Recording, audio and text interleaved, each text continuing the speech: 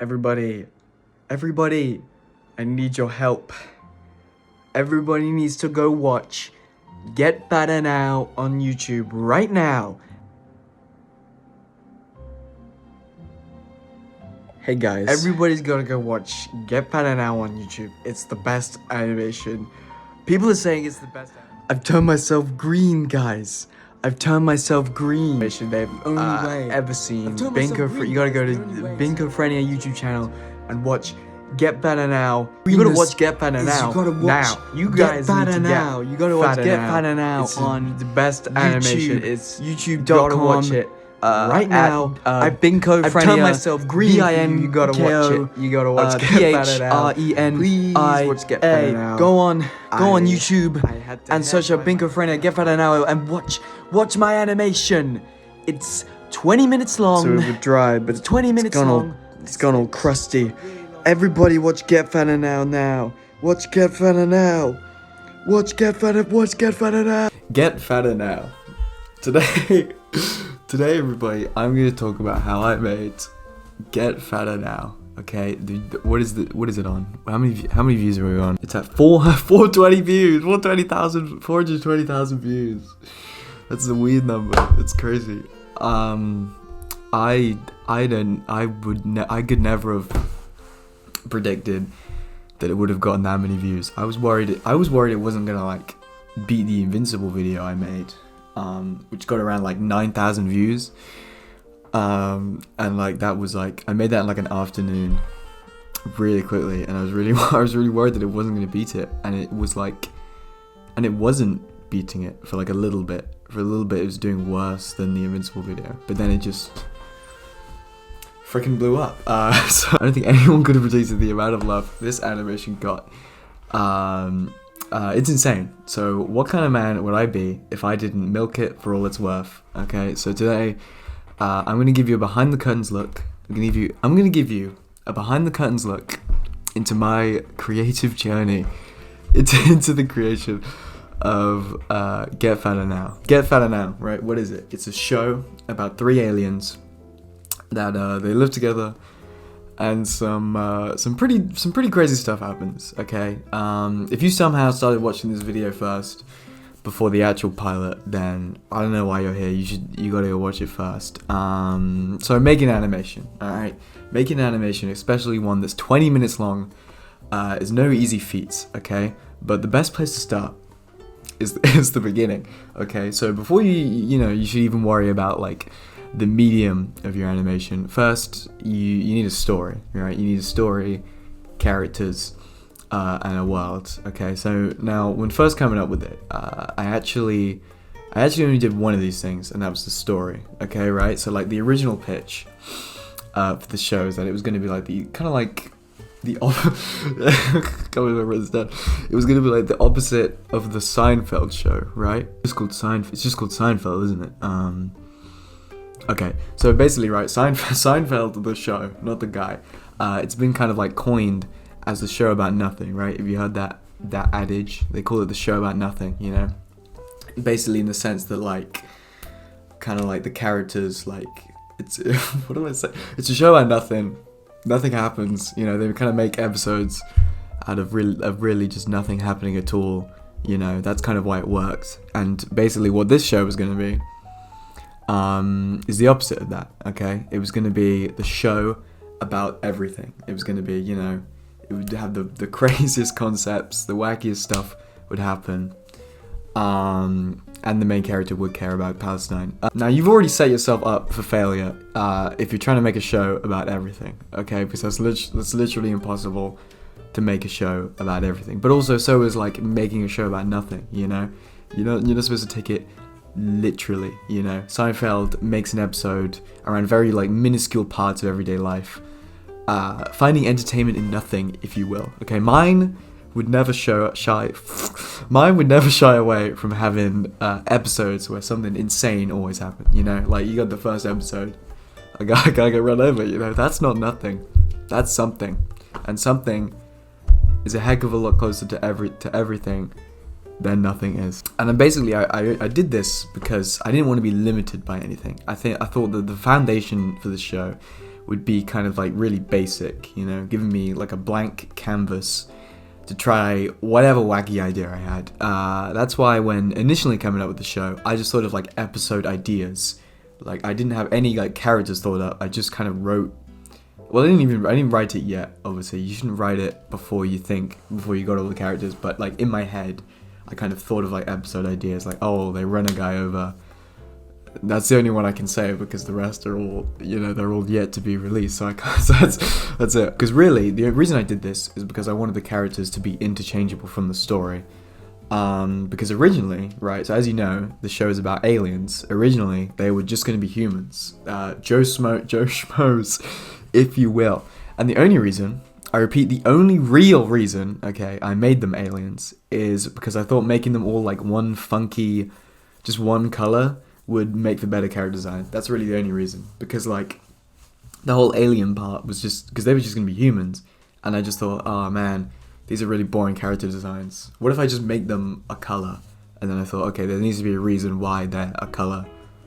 They're aliens, you know? And, you know, that may sound like poor planning, but, you know, that's kind of like, because it has such a kind of basic foundation, right? You know, if I make the characters aliens, I can very easily work that and kind of make it seem like it was the plan all along and that actually has a bigger thing. And that kind of jump-started like other ideas that I had for the show that would like incorporate the fact that they're aliens, you know, like the fact that they're aliens kind of like centers around some of the episodes that I have written, but I can't, spoilers, I can't get into them just yet. Now another thing, right, I didn't mention is that this whole animation was made solely for my final college project, right?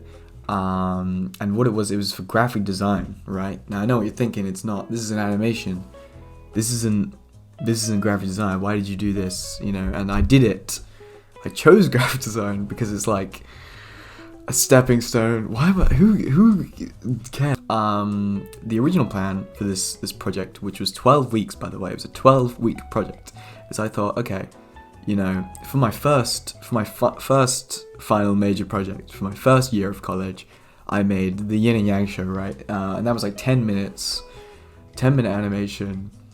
Not really an animation. The animation quality was really bad, and I thought, okay, well, I gotta, you know, do better this time than I did before. I gotta outpace myself in every metric. So I thought, okay, this time I'll make it kind of like a show. I'll make it like an actual show with multiple episodes. So I wrote scripts, right, for 4 episodes, and I planned to make them all in the 12 weeks we had on this project. And as you can see from the fact that there's only one pilot up right now on my channel, that didn't end up working. that didn't end up working out.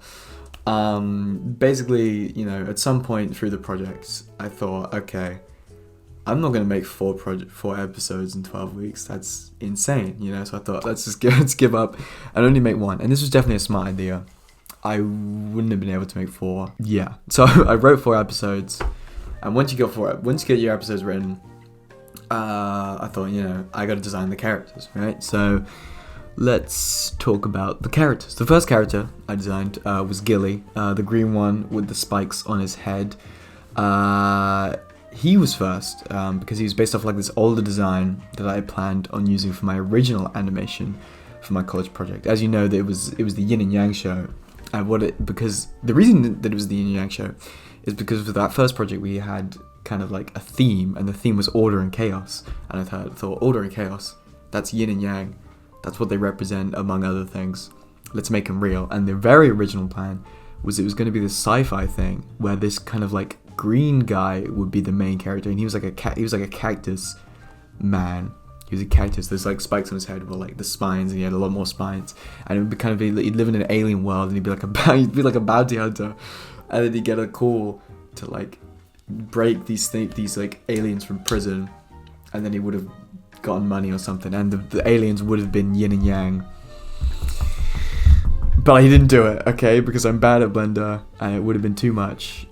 So I thought, you know, I'll repurpose Yin and Yang to be this kind of like spoof on kind of early sitcoms, and that's what I did. So the green spiky guy, he got banished away, and then, you know, as I was coming back around to this project, I thought, you know, let's, get the flipping the green guy back. And I decided, let's get 3 people. Let's get 3. I think the good cast would be 3 people.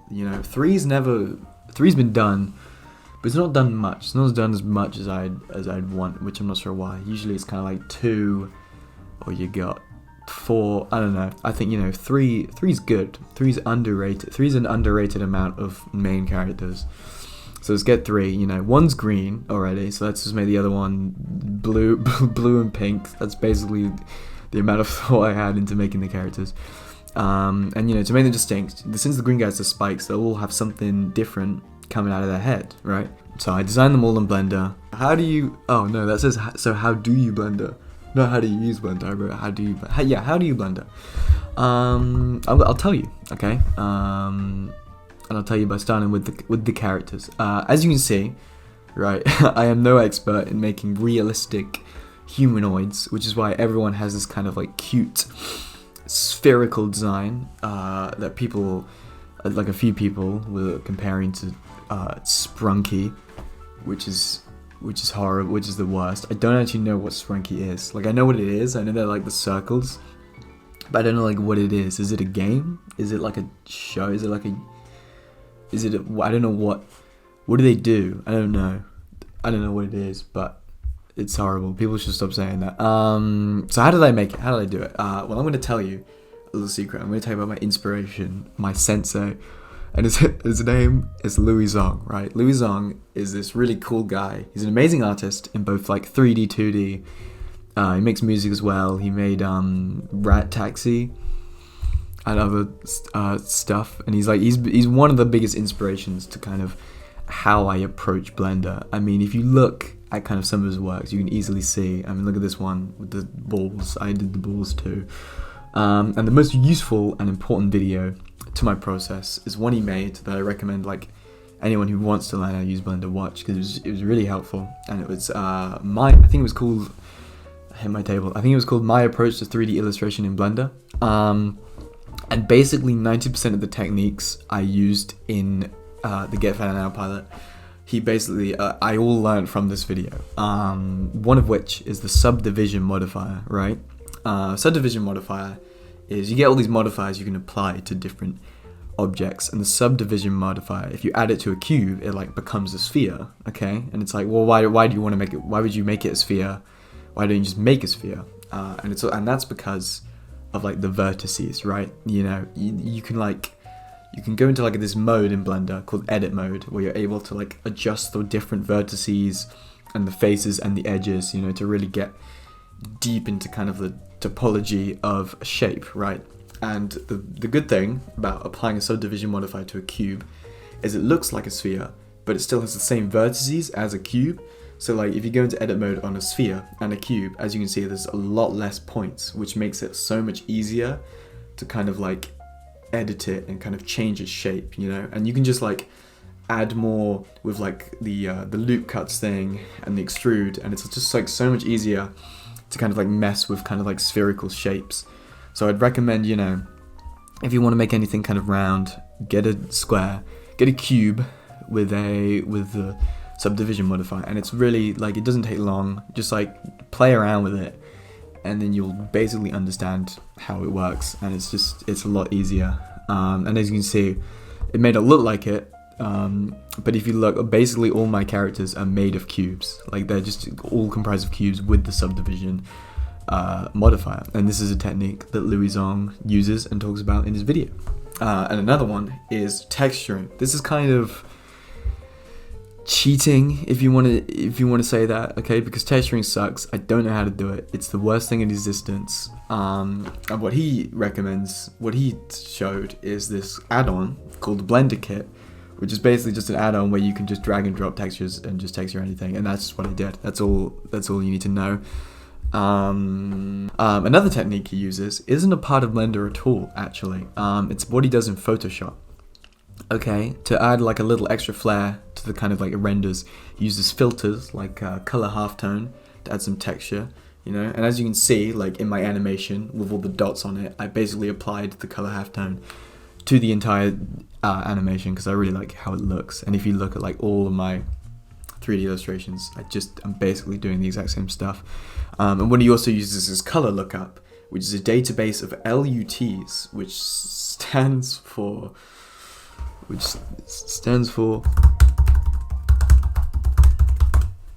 lookup table. Oh, I could have known that. Lookup table, which basically kind of is it's filters that change the colors and make your images look more beautiful. That's what I wrote. Make your images look more beautiful. Now I know what you're thinking. That's Photoshop, not Video Shop. Last I checked, you can't apply Photoshop filters to videos. So how do you do it? Well, you're stupid, okay? Because have you ever heard of Photoshop actions, right? In Photoshop, anything you do to an image can be recorded, right? So you can record it, and then it saves it like a list of instructions called a Photoshop action, and then you can just open a new photo and just reapply it immediately. And then you can also do this thing called like a Photoshop batch, right? And where you basically can select a folder of images, and it will just apply it and copy it and make a copy of it. And that's what I did with the animation, because when you render in Blender, it doesn't render out as a video. It renders every single frame as an individual picture, and it sets it in a folder, and then you can go back in the Blender's like internal video editing thing and then make it in video, which is a lot easier, because if like Blender crashes, you just lose it if it's trying to save it as a video, and saving it as an image makes it a lot easier. And it also means I can do this Photoshop batch thing, right?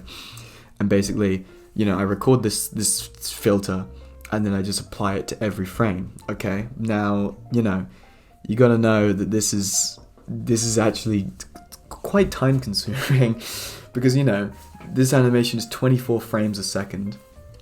Now you can do the math, but basically that's a lot of frames.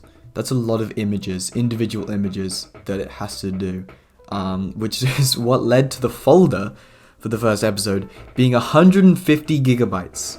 Each scene containing thousands upon thousands of images that were then doubled because of Photoshop. Okay, we're getting ahead of ourselves. Let's not jump to the post-production stage too soon. All right, we're gonna get back to Blender. We have our characters, yes, but what we also need is our backgrounds. Now, backgrounds, I think, are actually easier to make than characters. I mean, they're not, maybe more time-consuming, but easier. I don't know. I mean, the thing about it is at its most basic level, it's just a bunch of cubes resized and reshaped. Okay, whereas for characters, you gotta like model them. Oh no. Faces, right? Okay, faces are even more complicated than the rest of the body itself, actually. But I had a trick up my sleeve. As you can see, from the faces, they're actually all just pictures. This is a technique that I learned from Southern Shotty. Okay, he made a video explaining how to make 2D face rigs out of images. I'm not going to explain how he did it because I forgot, and I don't know, so you should go watch his video. I'll link it. So basically I went into my 2D drawing software and freaking started drawing some faces, and this is what I got. Probably should have took more precaution in making sure there are enough faces to fully articulate like mouth movements, but eyeballing it kind of worked, so I'm just gonna keep it that way. Basically, the mouth and the eyes are controlled by this bone, this freaking bone, which I move up and down, and it changes the pictures. It cycles through the pictures because it's kind of like connected to the movement. And the eyes are also separate objects, so I'm able to like look around, and when a character is blinking, I just move them inside their head. Okay, we've done it. We've done everything. Not really, but it's time to animate. Here's the thing about animation. It's actually very hard, but I'm gonna go over a few tips that helped me. Spacing, right? The faster a movement is, the less frames it should occupy. Everyone knows this. That's one of the principles, I think. It's principle number.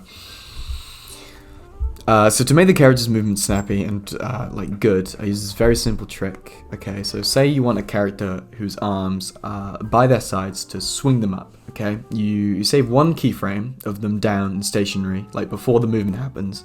And because their arms are because their arms are swinging quickly, you don't need to animate the movement in between.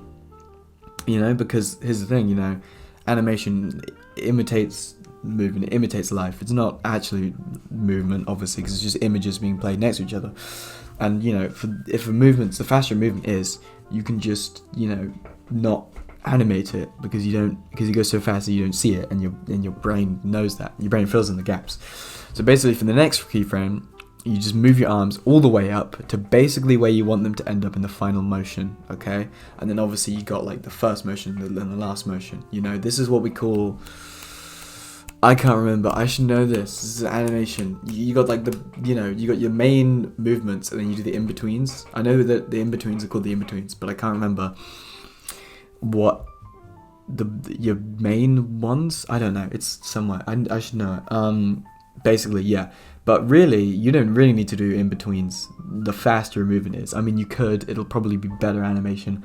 I'm bad at animation. So the next best thing, right, is to go to the next keyframe and then move the arm ever so slightly. And what this does is this kind of like adds a bit of easing to the movement. Because obviously, when you move your arm, it doesn't move at a constant rate, right? There's like an initial burst of movement, and that's when it goes like fastest. It reaches kind of the pinnacle, and then it has to slow down. It doesn't stop, it slows down. So by adding like that final keyframe where it moves just a tiny bit, it just makes the movement feel a lot better, look a lot nicer, and it's really just a very easy trick that's just simple and effective. And if you want to try animation and you're bad at animation, that's something that I want you to think about, because I basically did it for 90% of the movements, because it's basically they're stationary, and then it's just like different frames. So there you go. There's your tip for you. And then I just did that over and over. Never really messed with storyboards because they involve 2D drawings. I made storyboards,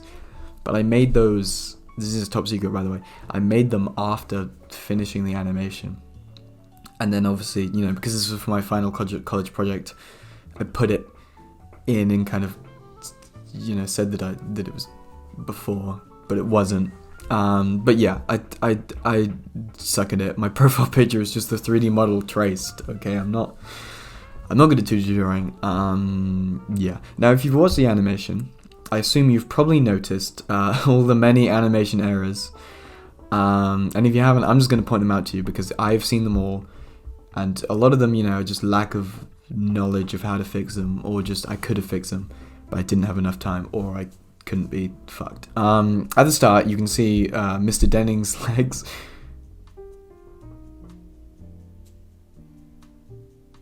I heard a noise, it scared me. At the start, you can see Mr. Denning's legs just like stop moving when he's walking away. I kind of expected it to be behind the camera, because obviously you don't need to animate anything outside the camera.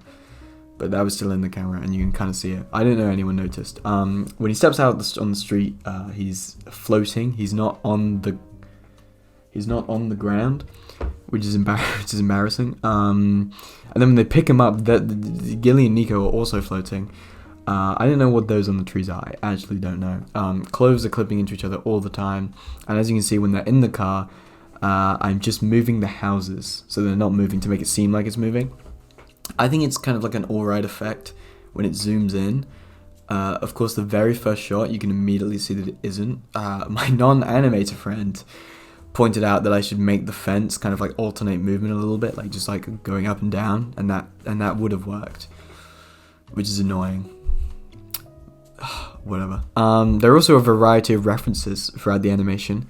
Not sure if you picked up on all of them. Of course, you got the Family Guy death pose, the Tarantino trunk shot, him being tied up, just being like the monster from Silent Hill 2. There's also another Silent Hill 2 reference when he's in the thing and he says, "My sleepless town in that restless shit." You got the scene with the cop, and they're with Gilly and the cop. That's just a parody of the opening scene in Inglourious Bastards, but I kind of switched up the milk. It's genius. This time he's the one getting the milk because he's like commanding the room. It's very good writing. Johnny Jambo is a made-up detective that I made up from last Halloween when I wanted to go as a detective, but I was kind of dressed as like no particular one, but I like wanted to be a character, so I just made up one, and then I like tell people I was Johnny Jambo and be all like, you seriously never heard of him? It was an amazing bit. Everyone loved me. I was the life of the party. This scene, I genuinely forgot to animate their mouths, and I forgot until it was too late. I just forgot. I completely did not notice, and there was nothing I could do to fix it in time. So I just left it in. No one pointed it out, which is weird. I don't know why no one noticed that their mouths just don't move, but that's fine. With the news segment, there's like this "Get a Load of This Guy" cam, which is just taken from Wayne's World, because I love that movie. And that's it. Also, I should say, with the news segment, we're gonna talk about the two rendering. My chair is so creaky. We're gonna talk about the two rendering engines that you can use in Blender. You got Cycles and you got Eevee. Eevee is the poopy one. It doesn't suck, but it happens in real time. But obviously, that comes at like a cost of kind of quality. Whereas Cycles, it has to render each frame, and it can take basically almost a minute, depending on kind of the settings you change. But obviously, you get a lot of quality, and the whole animation, right? It was made with Cycles, so it was just a lot. So it took a lot longer than it needed to be, because obviously it was so many frames. The scene with the cop, right? That's 8,000 frames, right? And that took basically almost a week of rendering every night and almost every day to be done. It was insane. And that was so time consuming that I actually ran out of time to render the news segment in Cycles. So I don't know if you guys can notice, but it's rendered in Eevee, and you can like, I don't know if anyone knows this, but the lighting is like a lot worse. And yeah. Hello guys. I thought that for the final bit of animation I do, I record me doing it. So I got the microphone to help give you a more in-depth process of how I do it. So this is recording, right? Okay. We should just get. Let me walk you through what's happening here. The news guy is talking about the mayor. So he's gonna, town for miles. Is Mayor Westwood gonna fix it? No. He does this thing where he sings, which was, wasn't even in the script. I improvised. So Is Mayor Westwood to open? Do we need his mouth to open? We didn't need his mouth to open yet. We do the.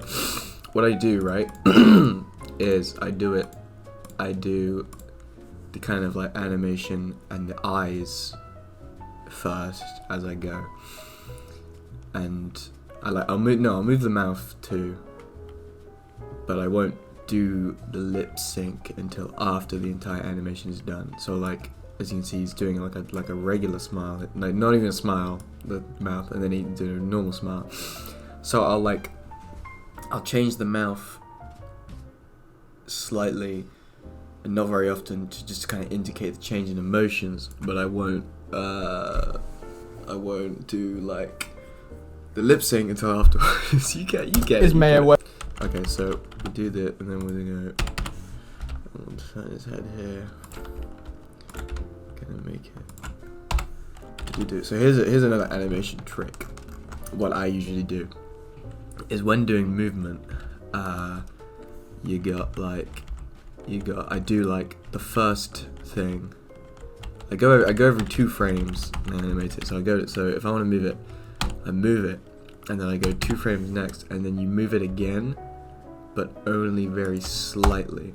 And what that does is it adds a little bit of like bounce. So you see, this is just 1 frame, and it just teleports, and it's stiff. But all you really need to do is another 2, move it slightly, and it just kind of adds a little bit of like, it eases into it. It makes the movement. That's basically what I do all the time. No. As you can see, like, look, every head movement is just in 2s. So you move it a lot, and then you move it very slightly. You see that? You get how it works? Everyone following along? His eyes here. Open your eyes. So he's doing just a his stand. So we need his eyes. So his eyes are like a different apart, and what I do is when he closes his eyes, I just move them. I just move them in his head. So since he opens his eyes, I gotta move them back out of his head. Okay. So we do that. Is he looking at the camera? Not really. There we go. So we go. He is only wearing. So what I'm trying to do is add movement, emphasis whenever he like emphasizes his voice and try and match it. So he's like going. He's like. He is only wearing. You see, he's going. He is only. So I want to add some movement when he says only to kind of.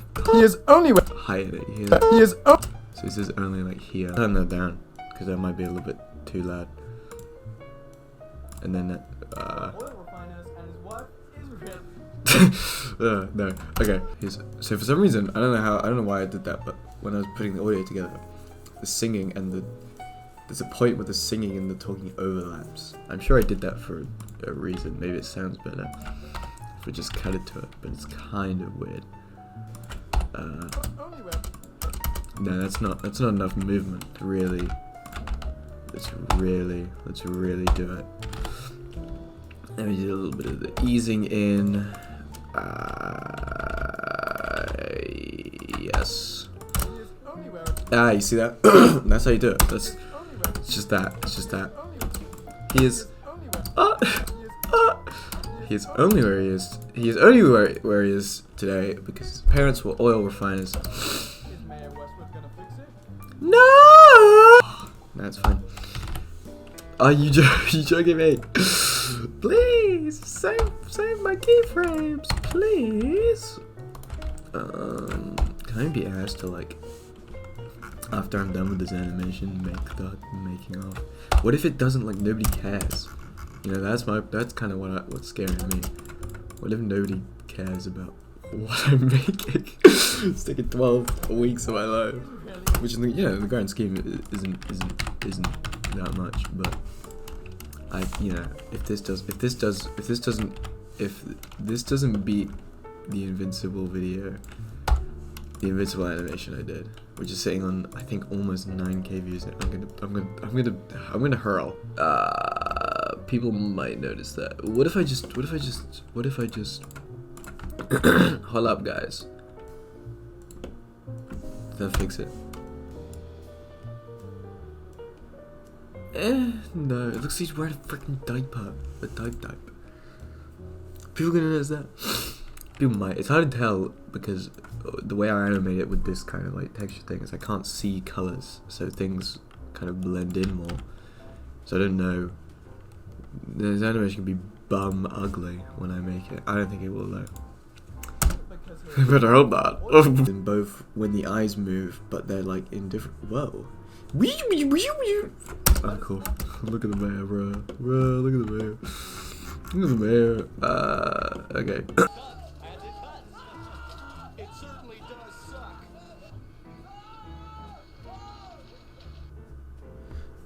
Was that how it looked in the original movie? He's not even in the camera. He's barely in the camera. I like it. I like it. Get a load of this guy count is funny.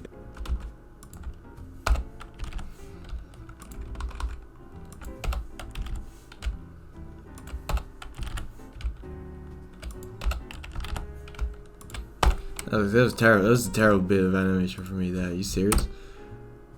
That's fine. That's fine. That's fine. Like, if we just move the body parts. I'm getting angry, man. The stress is getting to me.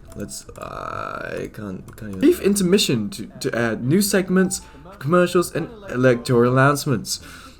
This is just one of the many changes the mayor is introducing that I have coined the stupid bullcrap that doesn't help anything.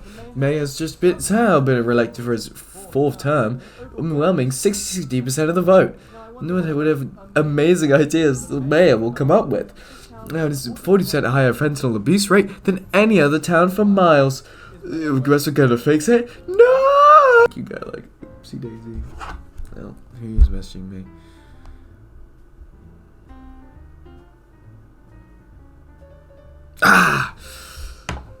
It's fantastic. Telling me to meet, but I can't. I'm still gonna voice acting. What the hell?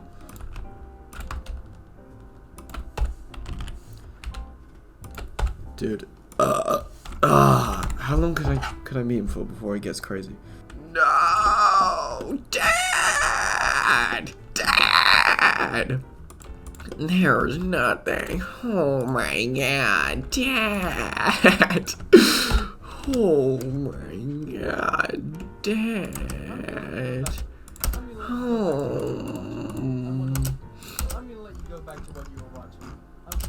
Oh my god, there's nothing.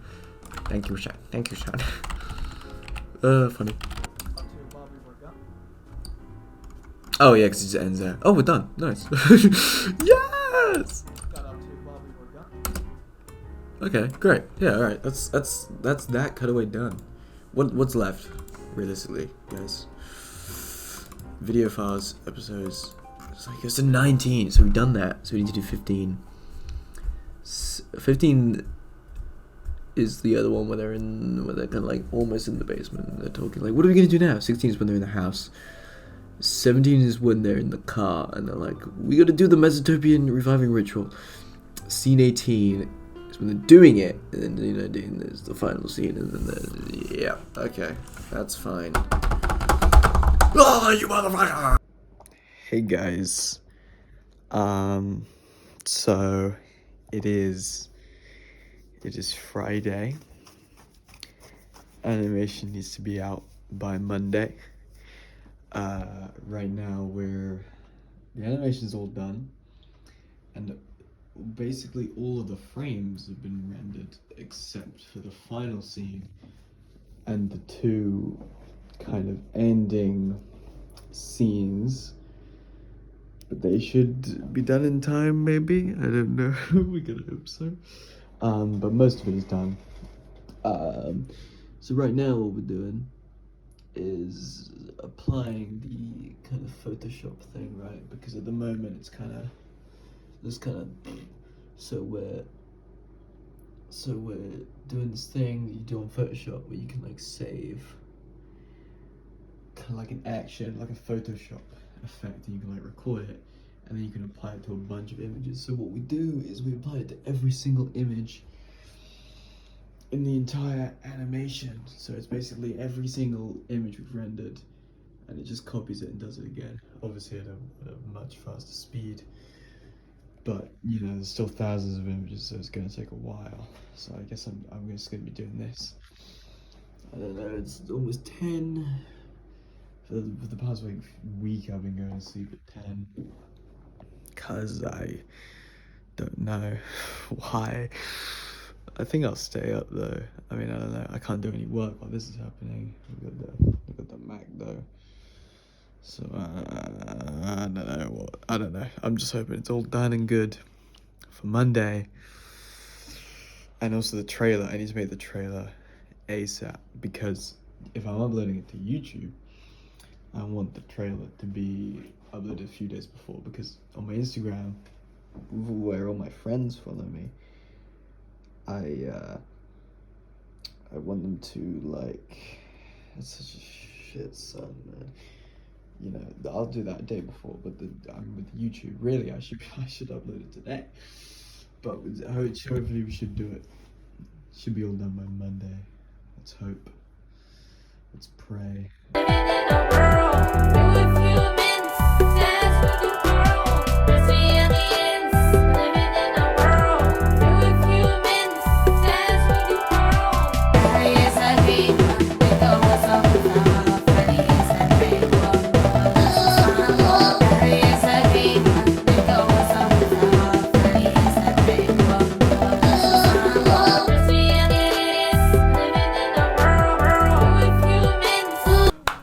Should we talk about the name? I think we should address the elephant in the room. Get fatter now. Get fatter now. What does it mean? Why is it called that? I'm going to tell you all right now. So everybody get ready. It's called that because it's funny. That's the reason. It's funny. That's the only real reason. There's no bearing over the plot. It's a funny title. And that's the only reason why I chose it. It's just a funny phrase. Get fatter now. Get fatter now. It's funny. I kind of thought people would think nothing of it, or kind of like at least recognize it as one of those like pieces of media, you know, the pieces of media that like just have a stupid name that has nothing to do with it, but people are fine with it. But a lot of you really zeroed in on that. A lot of you despise it. A lot of people on Twitter, I noticed, really didn't like it. For some reason, kind of just assuming it was a fetish thing. It was assuming that it was a fetish, which is, I think, is pretty funny. That, you know, of course, that's only coming from Twitter. I mean, a little bit of YouTube. Everyone was saying, "Oh, is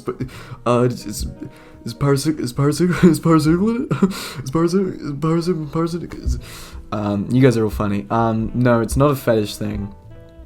It's kind of a shame that a lot of you thought it was a fetish thing. I do think that can, you know, kind of speaks a lot more about you than it does about me, because, you know, sometimes things being fat is actually funny, you know. That's kind of why that's the name, because it's kind of funny, not because it gives me a boner. That's, you know, I mean, like, I get why you're saying it, you know, like, fine, it's fine, you know, it's better, I don't know, it's fine, but no, it's just funny, okay, that's the only reason. I'm sorry, guys, I'm sorry. I've got this whole, I'm gonna be honest with you, I'm reading my script here. I've got this whole kind of like hit piece on like, it's, yeah, no, it's a lot, but I'm not gonna say all of it because I'm just said a lot. I just got very angry. Wrote this very angry, but, you know, looking back, it's not, I don't care that much. It's not a fetish thing. The name's funny. What is this? I'm not gonna let some clearly sexually repressed Twitter users say that it isn't. First rule you gotta know: comedy is objective. That's fun. That's pretty funny. That's kind of funny from me. I'm sorry. They cannot seem to grasp. I need this more than you. Yeah. That's the end of the Please! all I wrote. Half of that is just a hit piece. Please! Oh my god! Who won? What else can I say?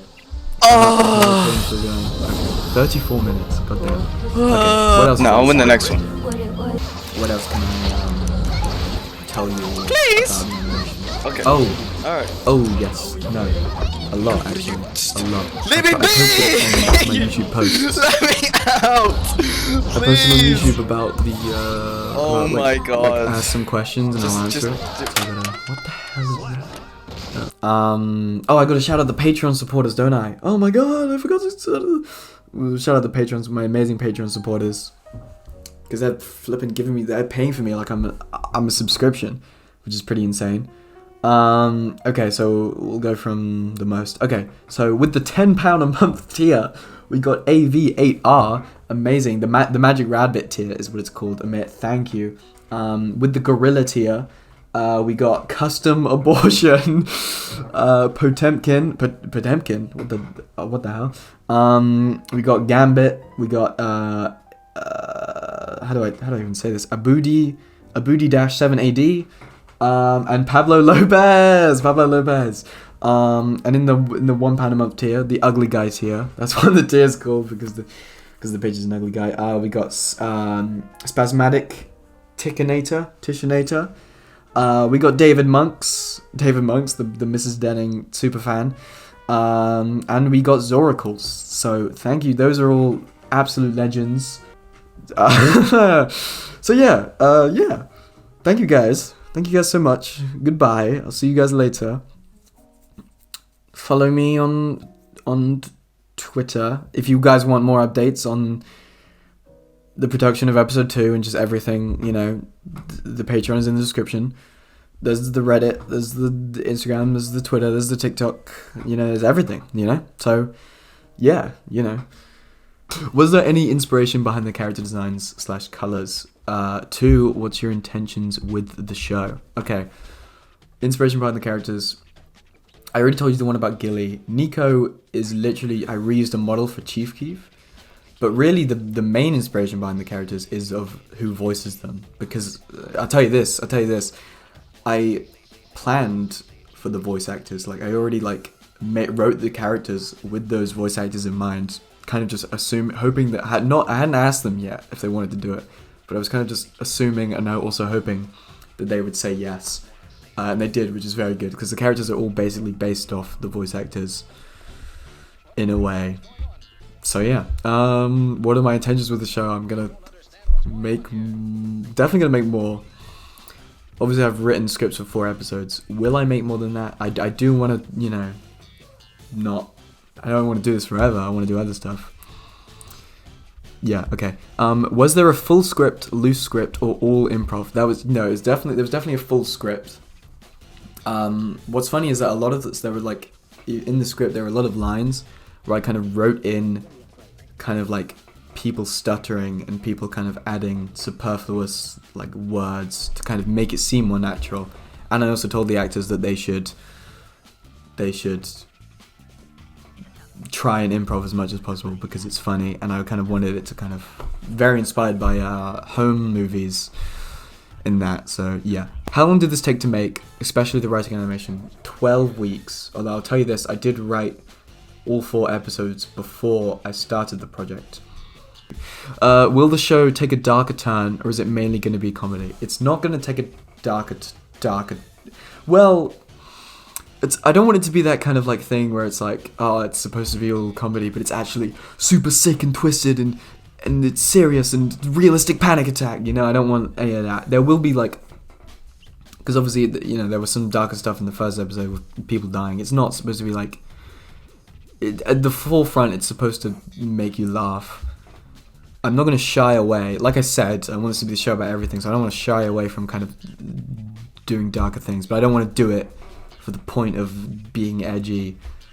I want there'll be a reason behind it. What inspired you to make that the title, and what species are the characters? They're aliens, and I can't get more specific than that. I already talked about the title. What is each character's favorite tree? Gilly's favorite tree is a sycamore. Franny's favorite tree is a freaking oak tree, and Nico's is bonsai. Is bonsai a type, a species of tree, or is that just a small tree? I don't know. I was wrong about the tree thing.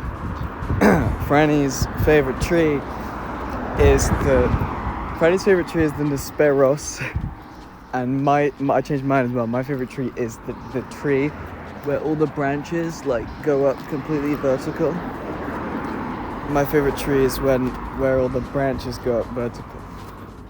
That's my favorite. Gilly, I love the absolute chaos of the pilot. Lol. Where did you get your ideas for the characters? They remind me of my brothers and I. That's funny because they're based off of you and your siblings. What reception did GFN receive on your college? Oh, this person knows. The description said it was made for the... Yeah, they freaking read the description. Reception. I don't know what I'm going to get for this until August.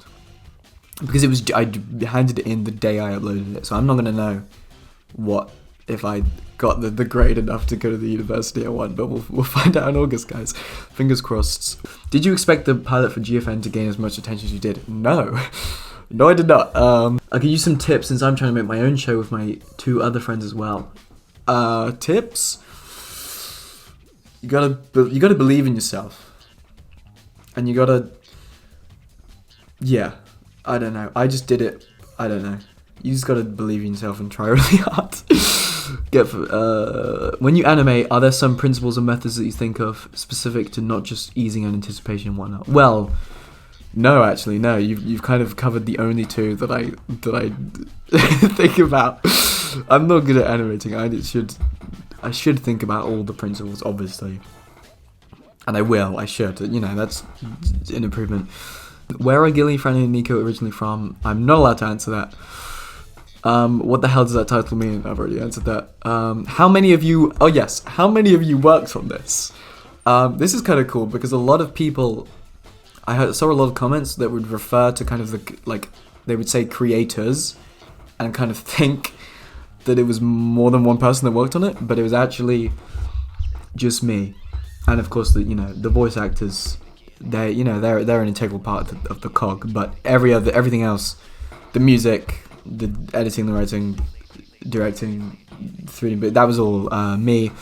Gilly a big back? Is Gilly a big back? What does that mean? I don't know what that means. Questions. Who's your personal favorite character? I gotta do Gilly because he's basically my self-insert. But I also I really do like the cop, the alien hunter. He was really fun to voice. And some more of my personal favorite characters also just haven't shown up yet, but they're written, they're planned. How do you feel about it growing quickly? Scared, actually. It's growing too fast and I'm scared.